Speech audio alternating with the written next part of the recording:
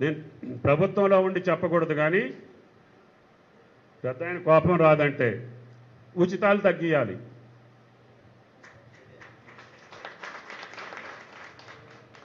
ఆ ఉచితం ఎవరికి ఉండాలంటే అర్హుడికి ఉండాలి, అర్హుడికి ఉండాలి, నిరుపేదకు ఉండాలి. తినటానికి తిండి లేనివాడికి బియ్యం ఇవ్వాలి, అమ్ముకున్నోడికి ఇస్తారా మీరు?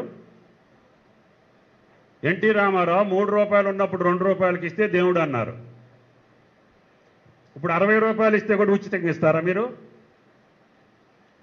అప్పుడు మిమ్మల్ని ఏమంటారు? పద్ధతి కాదు కదా. మీ ఊళ్ళో కార్డు లేనోళ్ళు ఒక 10-20 మందిని తీసుకురండి, రేషన్ కార్డు లేని వాళ్ళని. అంటే అందరూ పేదవాళ్ళేనా? ఈ తెలంగాణ కుటుంబాలే 1,10,00,000 కుటుంబాలు. మీ కార్డులు వచ్చి 1,25,00,000. అంటే పక్క రాష్ట్రాల్లో కూడా ఉన్నాయి ఇక్కడ కార్డులు.